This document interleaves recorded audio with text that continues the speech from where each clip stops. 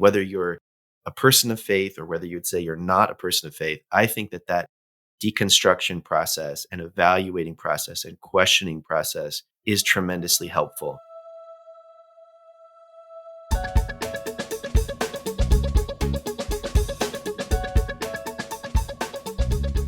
Welcome to another episode of Holy Heretics, Losing Religion and Finding Jesus from the Sophia Society. We are your hosts, Melanie and Gary Alan. And today we have the privilege of chatting with someone whose story we have been curious to hear for a while now. We are joined today by the one and only Josh Harris. So that is right. We are talking to the Josh Harris, the original face of purity culture. But we're going to hear his story today, and it's about so much more than what we know him for. In his own words, he spent the first 40 years of his life promoting what he now describes as narrow, controlling, fear-based religion. And today, he advocates for people's freedom to change, grow, and walk away from systems and beliefs that no longer fit them. And he wants to see religious and non-religious communities healthier.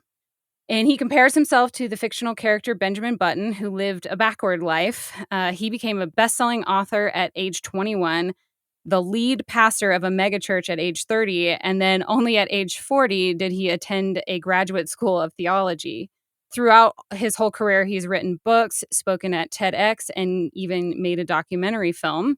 And now he runs the creative agency Clear and Loud, which creates marketing content and websites for businesses. And that is quite the bio. So welcome, Josh. Thanks for being here. Oh, it's good to be with you. Thanks for inviting me into the conversation. So, Josh, we are honored to have you. And, I have to say, I really can't imagine what it must have been like to live your life and even your marriage and your faith out in public for so long. And so for some of our listeners who may have been kind of existing under a COVID rock over the last several years, you've really completely recanted a lot of things in your book, I Kissed Dating Goodbye. And by recanted, I don't just mean saying, hey, I wish I hadn't have said that, but you've gone kind of a further step to tell your publishers to permanently stop selling your book, if I have that correct, and then you've also faced a lot of the people and the movement that have potentially been harmed by your ideas. So I want to start by just saying I completely applaud you for that. I applaud you for the humility and the integrity it took to not only face your critics and answer some questions about purity culture, but also to step away from some of the ideas that actually made you famous in Christendom. We don't see that much. I don't know that we see it hardly at all, especially in the Christian world where we're so quick to defend things. So maybe can you just tell us what the catalyst was, or maybe the turning point for walking away from some of the ideology that really made you famous in the first place? Well, I have to start by saying that it really came way too late.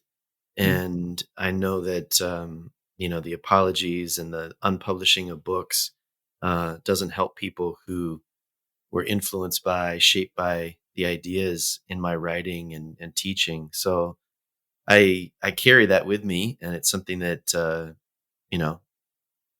fills me with regret. And as I interact with different people and hear their stories, still feel a lot of sadness around that. So I think it's important to say that. And I also think that, the process or the catalyst of changing my thinking in different ways was a long and bumpy journey. It wasn't this like noble process of, being presented with facts and changing my mind and those types of things. It was agonizing.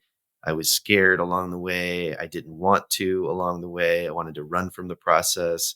There were moments that things got pushed into kind of a more public sphere, and that kind of helped me to keep going forward, even though I wanted to turn around and run and hide from the process. So I'm really grateful for having, changed my thinking. I'm really grateful that I've stepped away from that.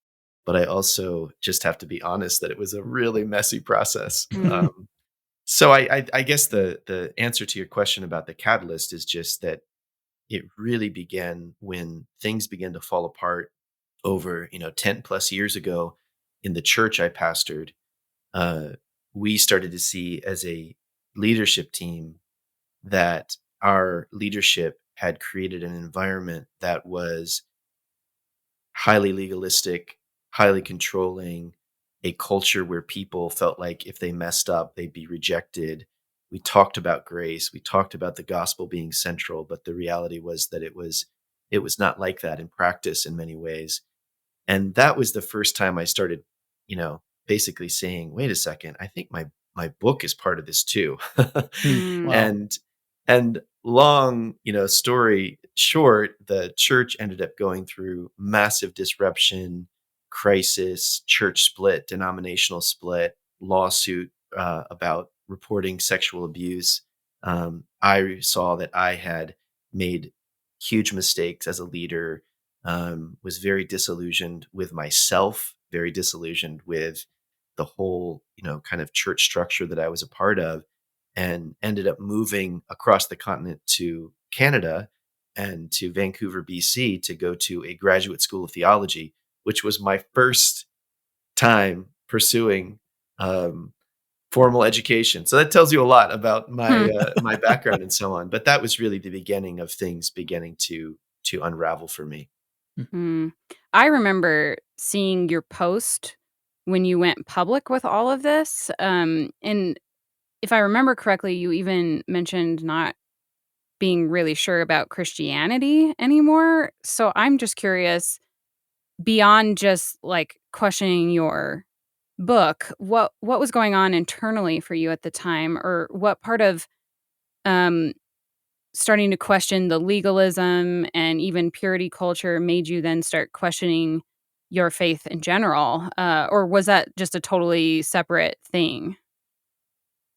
Well, I think it was all very tied together. The post that you're talking about was 3 plus years after I moved out to um, go to this graduate school of theology. So there's a lot that unfolded in that 3 years. I realized I didn't want to be a pastor anymore. In that 3 years, I recognized that there were so many different ways of Christian faith being expressed.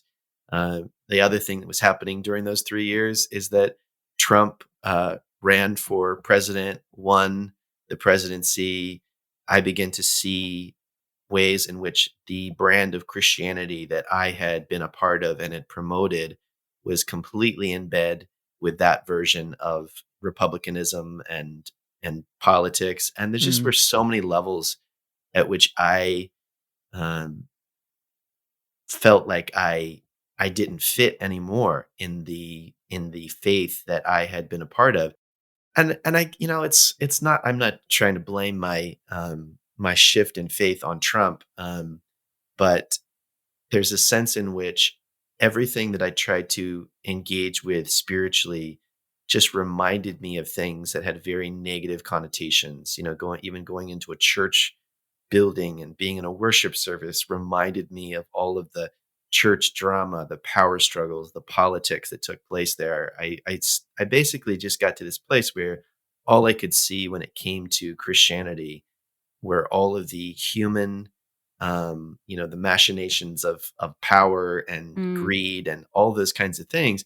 And at the same time, I was going around the country talking to people who had been hurt by my book, hearing their stories, hearing about the effects of purity culture, which my book had really helped to promote. And then on a personal level, things were unraveling in my marriage. And so all these things combined brought me to this place where eventually, my ex-wife and I decided to end our marriage. We have a good friendship and we're co-parenting our amazing kids. Mm. But we reached this point where we made that decision, and that decision was not, in line with everything that I'd grown up believing about faith. I didn't feel the same way about my LGBTQ friends. Mm. Mm. And I just reached this point where it was like, you know what?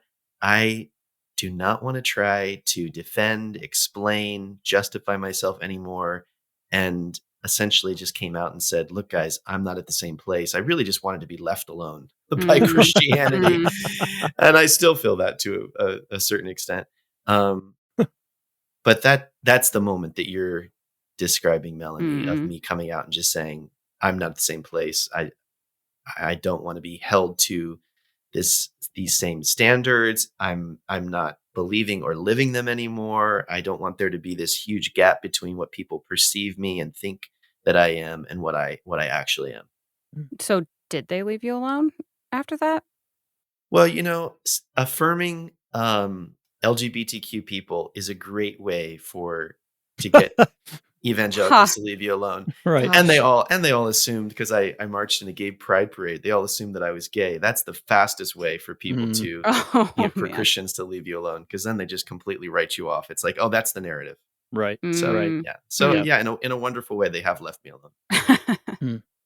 Well, I think what you just described is a lot of the story that so many of us are living right now in terms of looking at a faith that we've inherited that looks nothing like its founder. And it's something that I'm wrestling with personally is how do I continue to pursue Jesus, the historical Jesus, while leaving behind not only just the institutional church, but in many ways almost everything that makes up the sort of industrial complex of evangelicalism. So Mm. I think you're probably your journey started a lot earlier than some of ours, but we're following behind you. And I want to kind of come back to your book.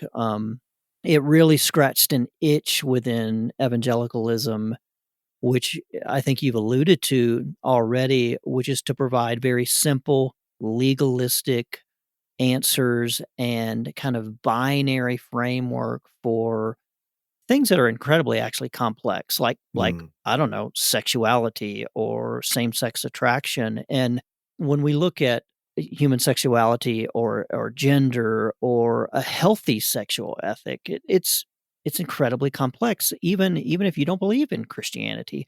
So, how would you describe your view of sexuality today as it relates to being different from that courtship or that purity model that you espoused, 20 odd years ago? Yeah, I think now I would view sexuality between consenting adults as this beautiful human natural thing that is to be celebrated and enjoyed. And as long as people are um, enjoying themselves, then it's none of my business. Um, Mm. so I think that's the kind of most basic expression of how I feel. I think it's difficult for people that are not or were not in that moment in time in a very specific subset of Christianity to understand how all encompassing the ideas about virginity and sexuality were for people who were young people who were dealing with their own natural sexual desires, being taught and having this issue emphasized to such an extent Right. that it was just marked by a lot of fear, a lot of pain, and I would say a lot of hiding of natural things having Mm. no place in a person's life.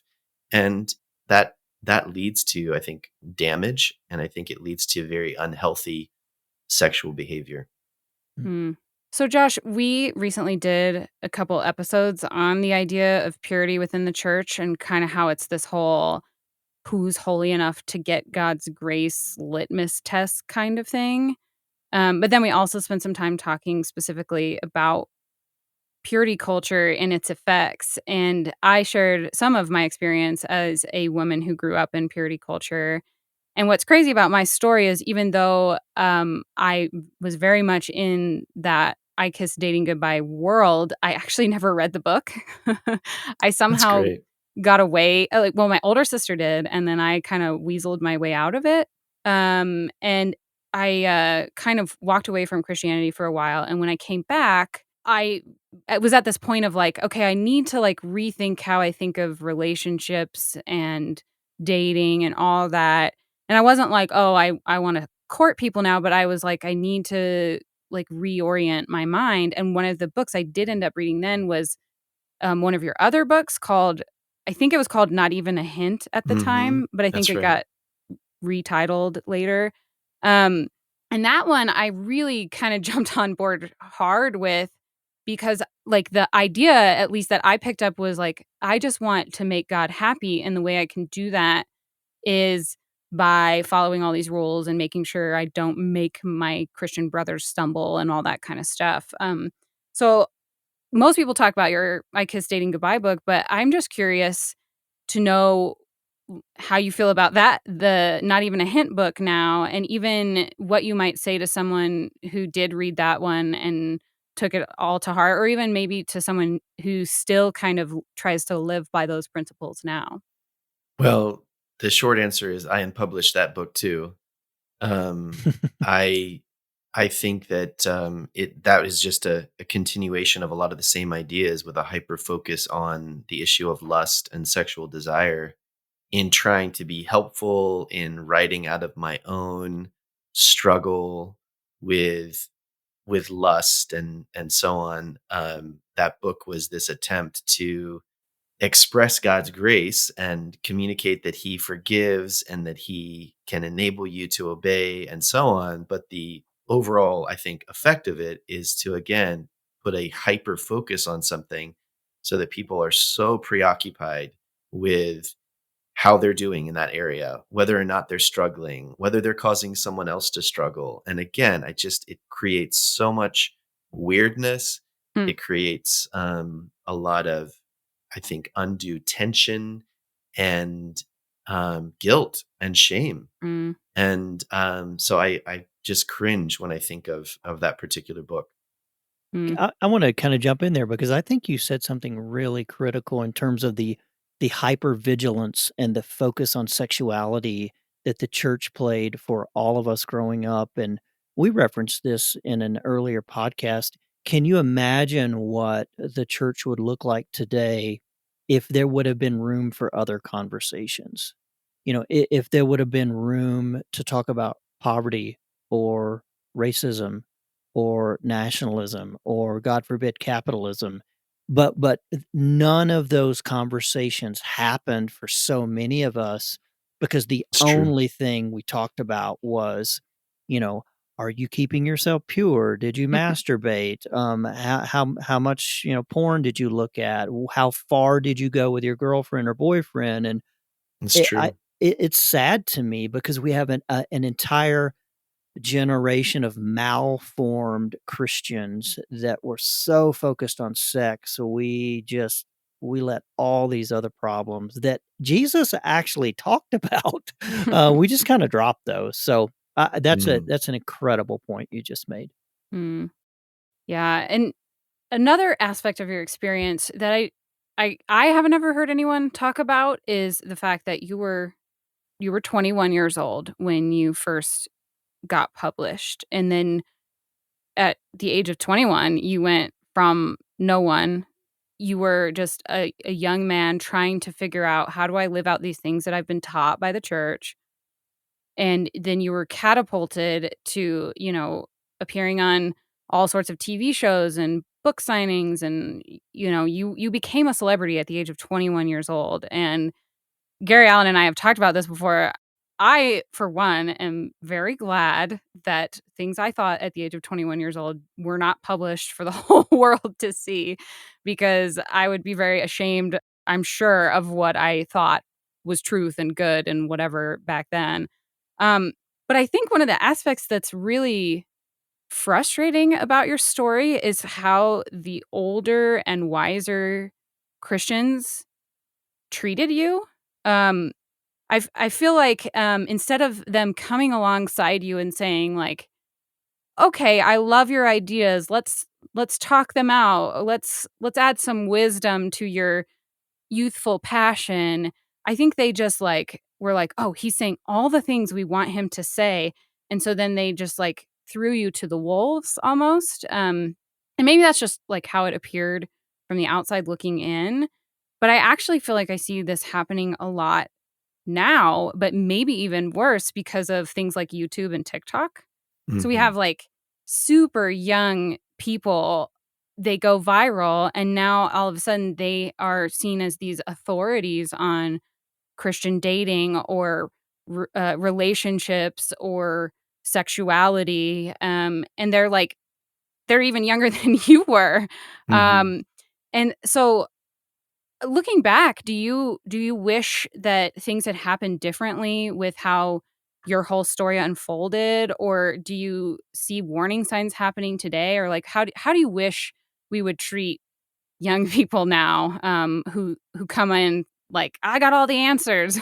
How do you think it would be good for us to handle something like that? Well, I think it's important for me to acknowledge that I don't think I was a victim in the sense that people were propping me up or, forcing me to do something I didn't want to do. I wanted all of that. I wanted to influence people. I wanted to be the next Billy Graham. Mm, I had a platform at the time before the book was written because of the homeschool community.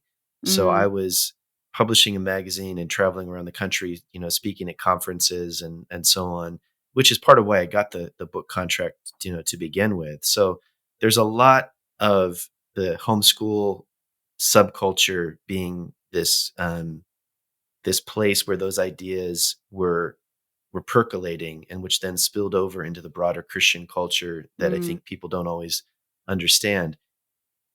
The reality is that the older generation was teaching a lot of the components of this. In other words, Josh McDowell making a huge focus on saving sex for marriage, the Southern Baptist Convention, True Love Waits, um, Elizabeth Elliot, Passion and Purity, challenging the ideas of the typical romantic scene in the world and those types of ideas.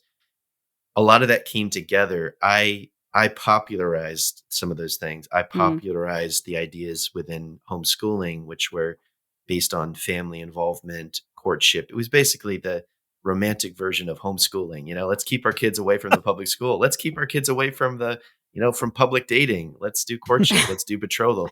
So my book was actually in those circles was viewed as the more liberal, progressive communication Oh, about wow. dating, which Wow. again, you have to be in those worlds to under for even that to make sense.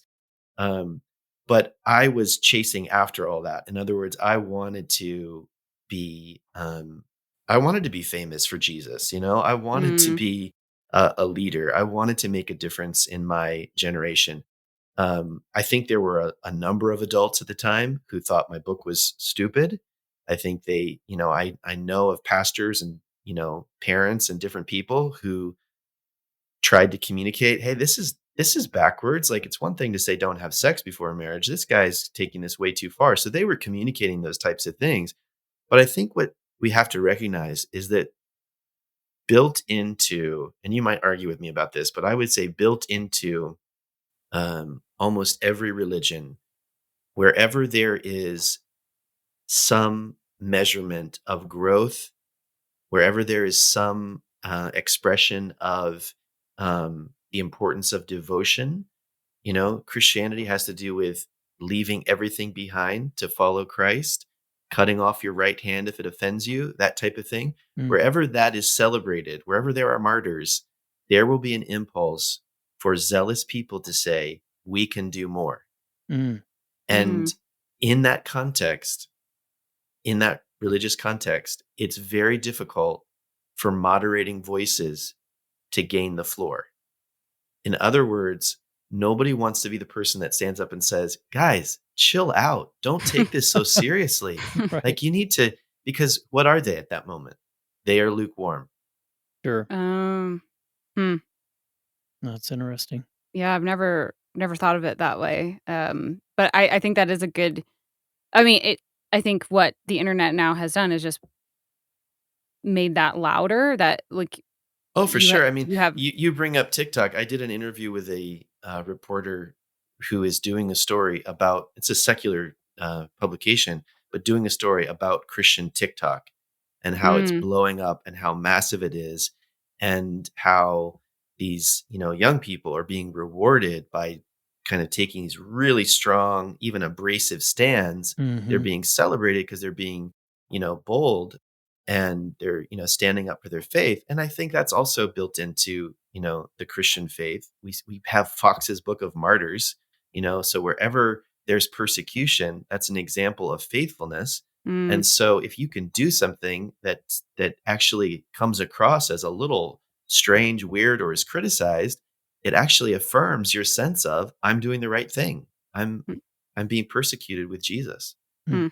Well, and I think there's within that too is that notion that you just talked about is wanting a platform or needing a platform to Mm. become, quote, famous for Jesus, as you just said. And I kind of want to talk about that for a second because that seems to be built into the character of evangelicalism as well. We see it in someone like say Tim Tebow, who is just as celebrated for his public stance on things as he was for his status as a quarterback. And I guess for me, it's the exact opposite of a more pure form of Christianity, which actually points us downward. It actually points us to this archetypal journey that Jesus took, going from a high place to a low place, going through death, suffering, and I mean, frankly, an utter failure. Um, we had someone tell us the other day, well, if you're following God, your organization is going to be a success because God only blesses success. And I go, so what about Jesus? I mean, the dude failed. He But got the he got thing I would say there, crucified.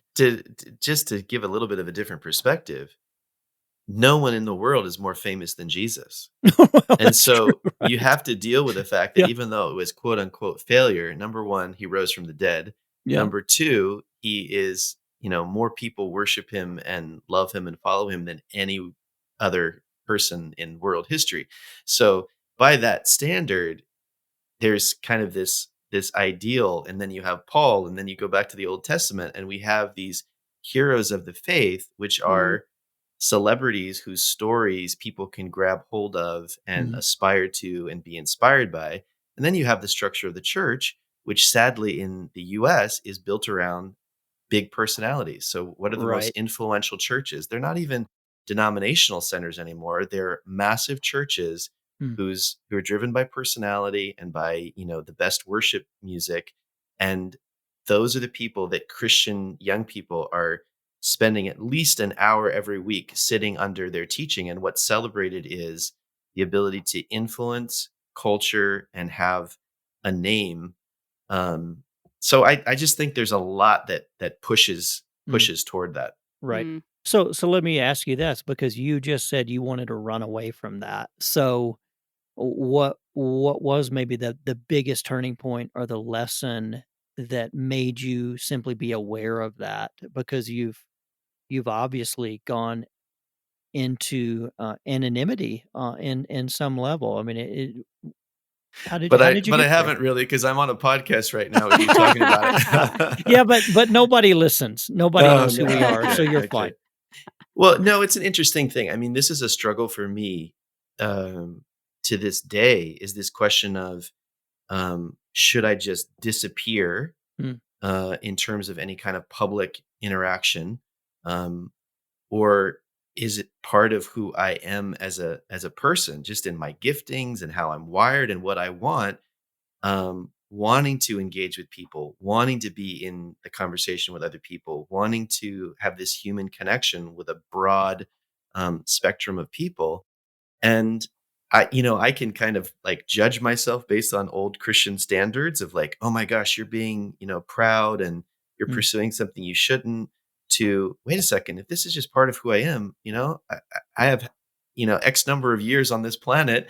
And if I want to write books or do podcasts or, whatever, I can do that. And I don't have to, be so, um, ridden with guilt and shame over that. Mm. I think that the issue is that when I talk about wanting to run away from things, what I wanted to run away from was the pain, the psychological pain of dealing with the idea that the thing that I was best known for may have actually been something that was damaging and harmful. Mm. That was such a hard thing to face up to. People Yeah. had been talking about this on the internet. Many people for years had been critiquing my book, and I had ignored them and written them off as haters and basically people who weren't serious about serving God.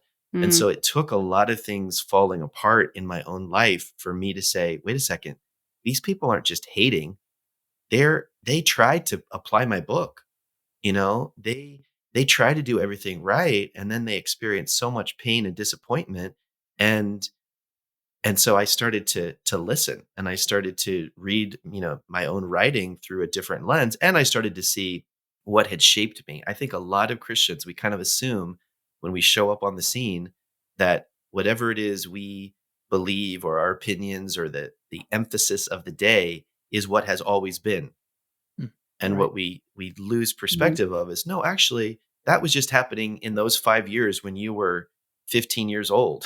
Right. And there were a lot of different factors. And so a historical, bigger picture perspective can really, I think, add some nuance to your views. Mm. Love that Yeah, word, nuance.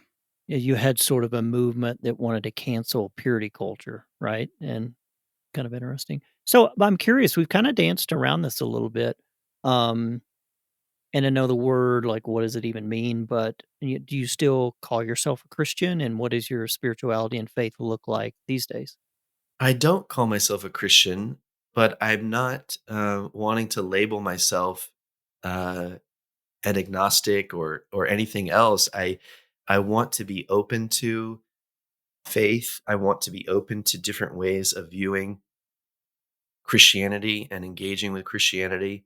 So I'm reading Christian books, theological books at times. I'm engaging in conversations with people that are everywhere from atheists and very opposed to Christianity to people who are in process of deconstructing their views and evolving in different ways, progressive Christians and all kinds of people. And I just want to stay in that place of being okay with not having all the answers.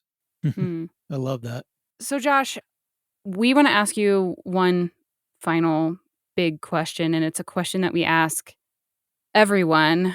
And it might be a little different for you since you don't necessarily claim to be part of the Christian faith. I mean, you just said you want to be open.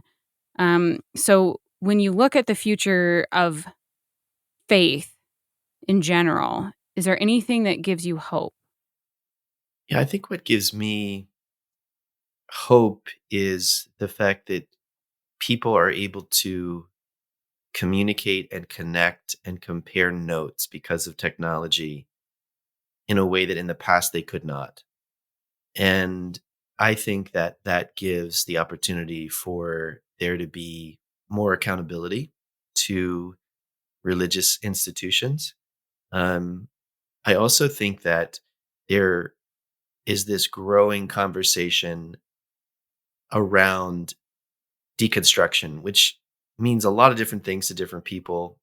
But the idea of being able to question and to take apart and examine the foundations and the building blocks of your belief and not necessarily hold on to all of them, I think is a very healthy thing. Whether you're a person of faith or whether you'd say you're not a person of faith, I think that that deconstruction process and evaluating process and questioning process is tremendously helpful.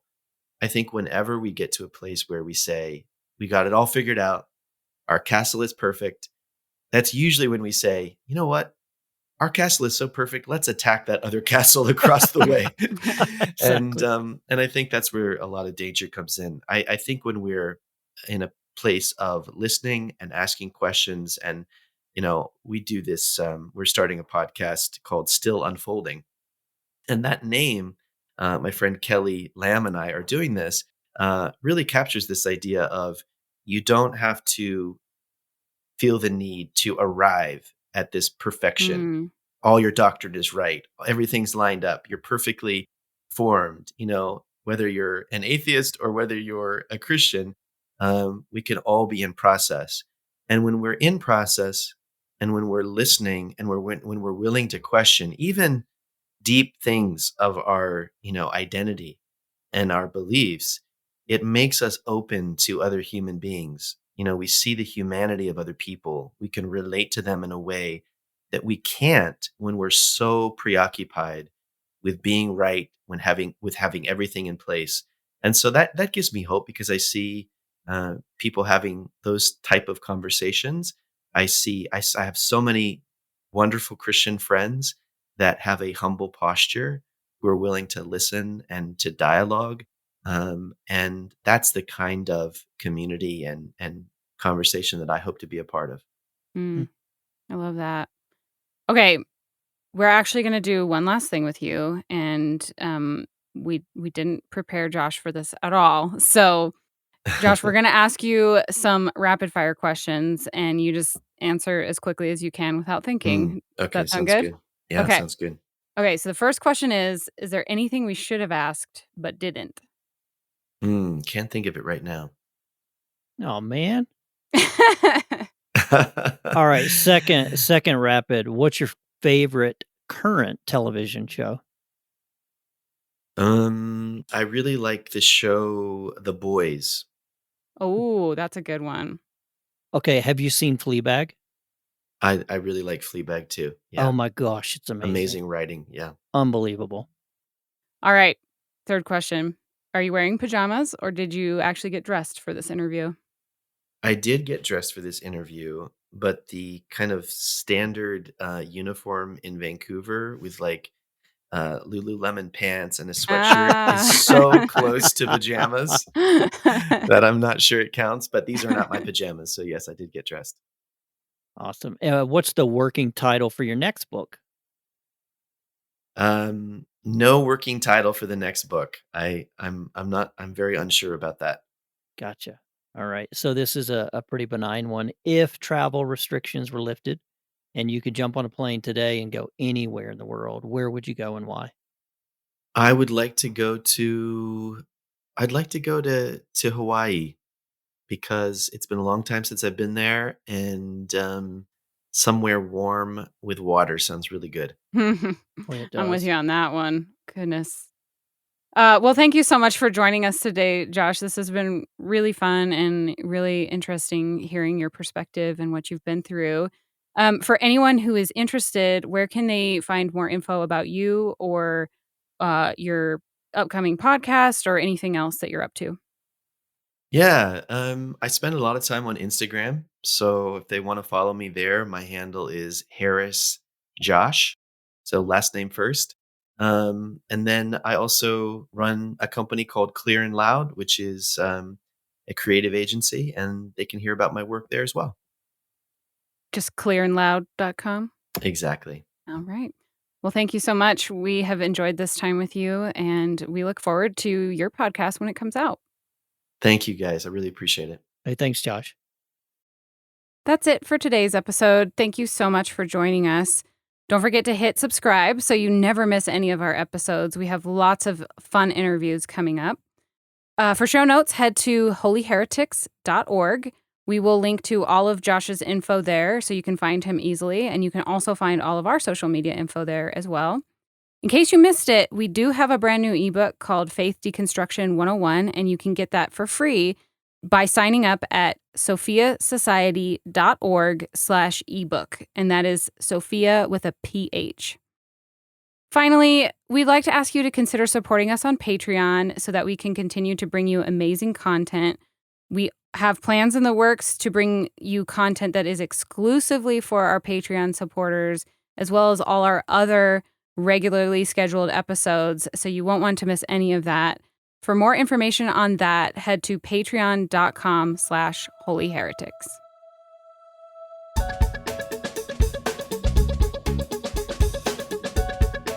This episode was written by Gary Alan Taylor and Melanie Mudge and produced by the Sophia Society. Music is by Faith in Foxholes, and sound levels were mixed by Joshua Mudge.